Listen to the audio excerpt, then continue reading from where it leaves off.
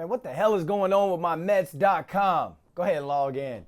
I'm not trying to sound like no baseball Karen or anything, but I'm pissed. This team is in a slump right now. So let's go ahead and talk some Mets baseball with Tyler Ward, and hopefully my guy Wardy can give us some sort of hope that this team can turn things around ASAP.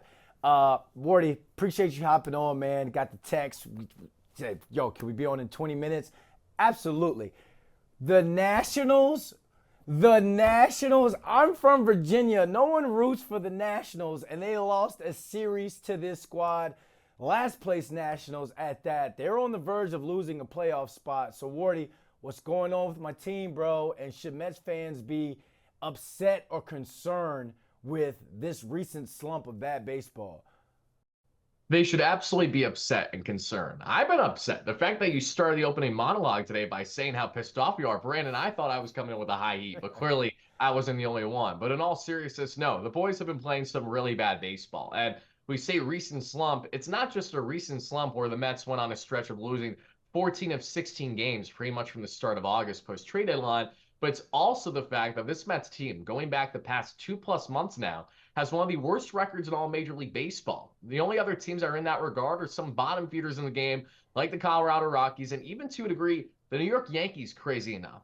It has not been good baseball in New York whatsoever, but for the Mets in particular, they have been continuing to flounder key opportunities every single day. And you followed up by saying, should fans be concerned and frustrated? I'd be shocked if there are no fans or if there are any fan that isn't concerned or frustrated with this club right now. I guess the question now is, and I'll relay this back to you, Brandon, what do you think on a scale of 1 to 10 that concern level should be? Because for me personally right now, I think we are easily at a 7.5, if not an 8, Oh, I was given going. the fact I we're was only going like to a say month nine. I behind. was going to go like nine. We're talking about one of the top two payrolls in baseball. Talk about the expectations we had on this team coming into the season, and then the fact that the Yankees are kind of going through their little slump right now. This was the chance, and we talked about this multiple times.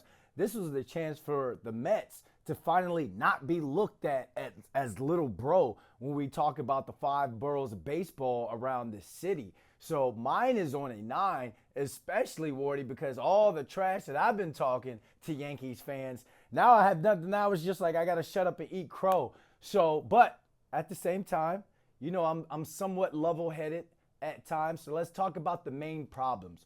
What exactly are the main problems that this team is dealing with? And since we're 35 games away before the regular season ends, do you see or have you seen any signs of them potentially getting back on track and going on a run?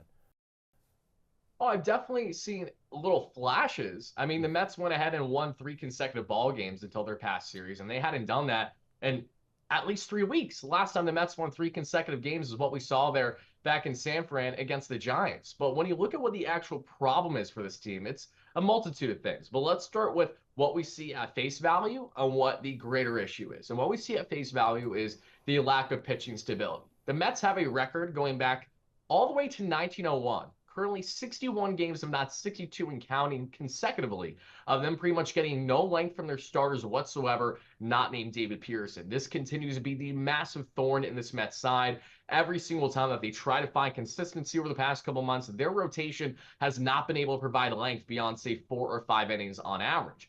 Pair that with the Mets offense that until this past week has been a bottom feeder continued with runners in scoring position. It's plagued them all season long as well, even with having Juan Soto, Pete Alonso, Francisco Lindor, Brandon Mo, you name it. It has only moved the needle so much for them offensively. And the big problem, the greater issue there, because those were the baseline issues, let's talk about the greater issue. And the greater issue has to do with this team identity. And the great question now is, where is it, Brandon? I have yet to find it. I've covered this team every single day all season long, and they have no backbone whatsoever. The 2024 Mets built themselves off the fact that everyone doubted them after being 11 games below 500. And they said, let's go out and prove them wrong. And they did exactly that. They chipped away day by day. Now you see this Mets team, even with Juan Soto, there is no clutch gene. There is no that never say die mentality. There is that, oh, I'm going to roll over and die every single time that we blow a lead. Every single time that we enter the 8th and ninth inning down a runner. So we know that's a lock to just stop watching the game because they're not going to come back. The Mets have not done that once this year, entering the 9th inning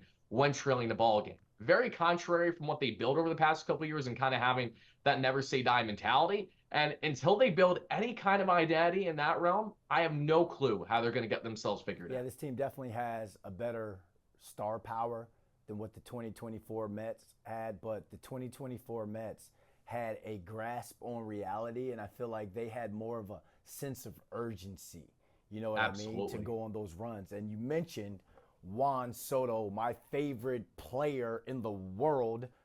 He got quoted last night, I guess, talking to our Mike Puma or the media, saying like it's not too early, but it's not too late or whatever word salad that is. All right, Wardy, let's talk big picture here because they start a big series against Atlanta. We talk about them being little bro to the Yankees, but they've also been little bro to the Braves when it comes to talking about the division. So who do you think needs to step up most for this Mets team this series? I think it absolutely starts with their unsung captain and Francisco Lindor, right? Mm. The Mets ride through Lindor. So when they're going right, it absolutely has to with him right in the heart of things. Goes without saying about Lindor, who also has been very sporadic in his production on the road this year, in which the Mets have a horrendous road record, 10 games below 500. The only way to get that right is to have the guy who's been leading the charge through the past couple of years to go ahead and lead the charge yet again. But it doesn't just stop there with Lindor. Juan Soto falls in this category as well because Brandon, as much as Juan Soto statistically is having a very strong preseason with the Mets, if you look at the numbers with runners with scoring position, if you look at the lack of home runs, 3-run home runs, grand slams, they're not existent for Juan this year. He just has not put up the power implementation that we've been wanting from a guy like him with guys on base. That too needs to change, and that's what I hope to see in the series. Pair that with a pitching staff that has been their biggest liability. You need Noah McLean, as crazy as this is to say, to go out and ball out yet again. Already just one start into his MLB career, and every Mets fan is firmly under the belief that McLean just might be the best starting option the Mets have, not named David Peterson. So, to say the least, those three guys absolutely need to show up big time in this series. 15 seconds, yes, no, and why do the Mets make it to the postseason?